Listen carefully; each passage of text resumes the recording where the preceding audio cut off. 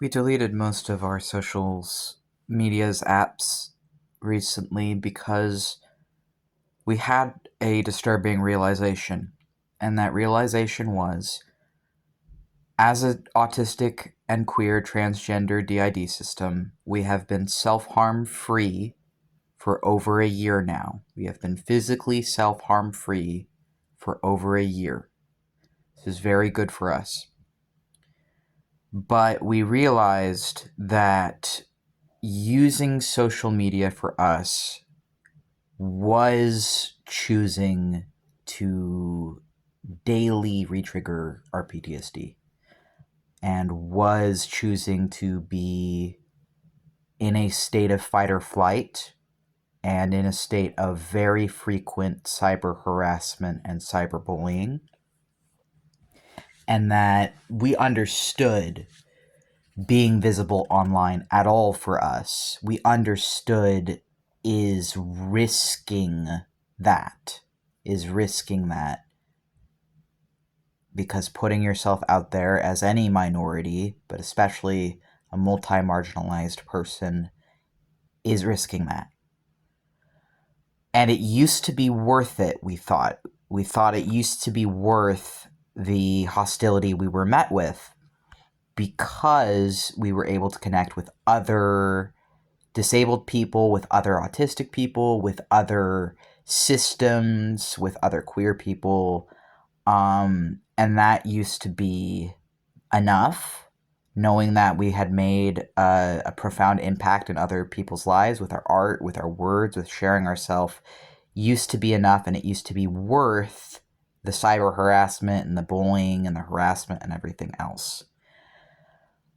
But then we realized that for some of our alters, this harassment from others online was sort of subconsciously replacing the self-harm, which self-harm already, in our case, was coming from other people hurting us and making us believe things that weren't true about us, that made certain trauma-holding alters in our system hurt ourselves to regulate.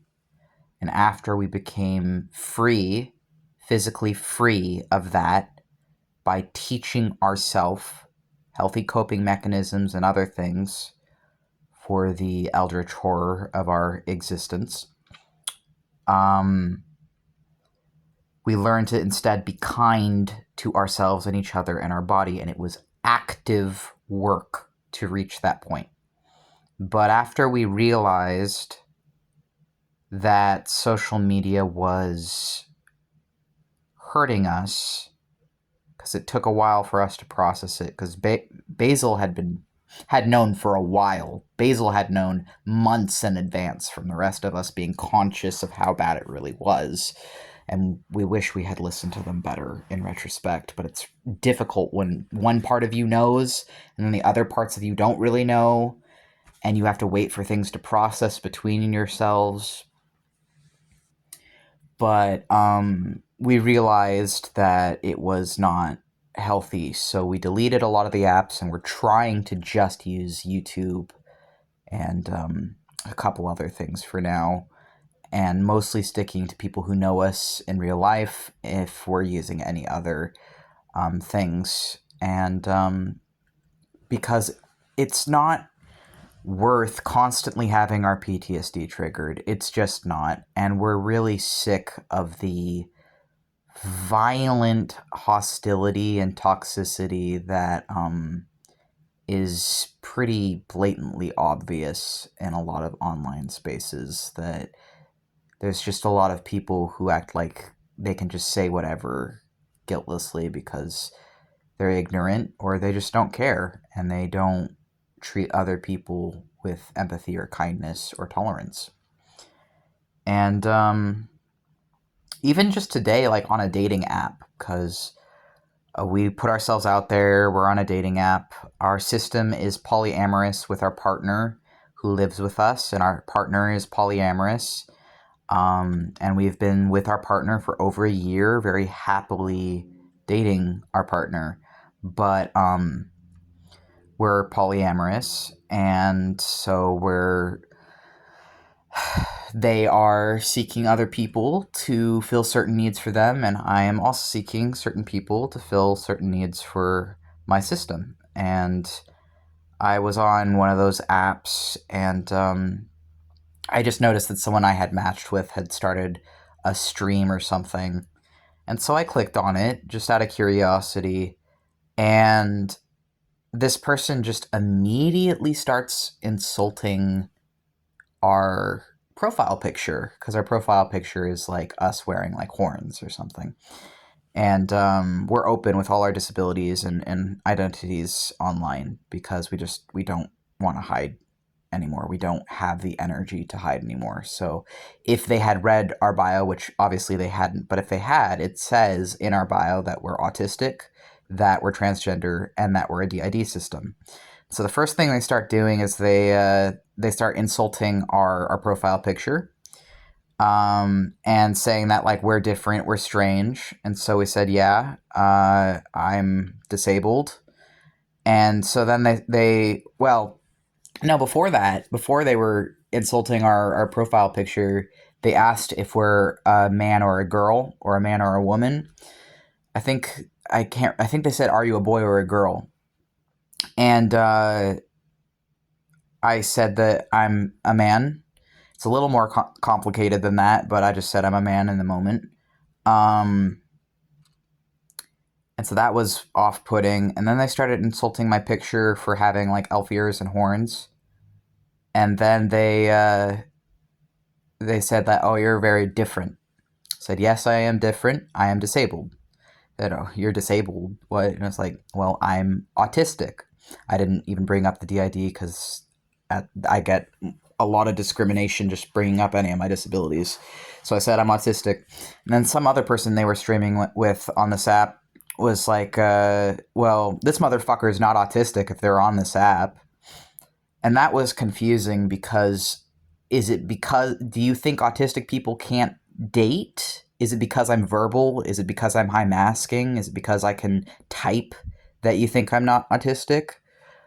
And, so I left after that, and I blocked. I didn't know how to block the other person, but I blocked the person who was doing that stream, or unmatched them or whatever, because, like, what a fucking asshole. But that kind of thing is really common. That kind of, like, fucked up our morning. And it's like that kind of interaction of just people being cruel because they're extremely ignorant and just don't know anything is something we essentially have to just kind of deal with every day, like putting ourselves out there. That's why we try and limit responses on a lot of our shit, because when we don't limit responses, we've had people just do shit like that nonstop, constantly. So it's like, I can use things if I like limit responses, but then I'm just sort of talking to a void. But I mean, I've done that for a long time too, so I don't know. I feel like it's really stressful, and I wish people were not so fucking resistant to learning or to genuine empathy. And it seems like our existence is either treated as a burden or a lie or a sorrow, something to be cried about, and like a loss. And it kind of hurts when you are a conscious, aware, very self-aware being that is treated like that. And it absolutely leaves a mark. But these people don't know me. And the people who have been viciously, violently rude to me in the past, none of them know me. I mean, there have been quite a few people who did know me, who also abused me or manipulated me or hurt me, which is why I have DID and complex trauma to begin with. But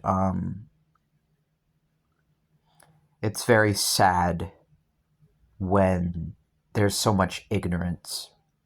My existence as autistic, as transgender, as a DID system isn't the problem, and is not sad.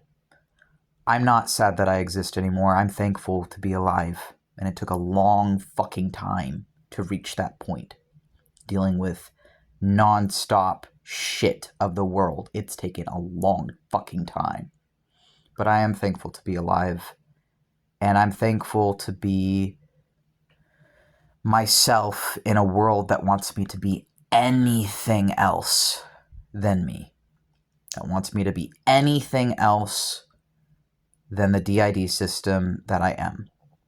That wants to turn me in and conform me and break me beneath its heel into anyone else. And there was a time for years when I begged and begged to be anyone else, but I'm not. This is who I am. And if they can't handle that, if they can't handle me with all my various eccentricities and disabilities and nuances, well, that's fine, because I don't like them either. And especially not after being insulted by a stranger who knows nothing about me when all I'd said was good morning, essentially. So that's life.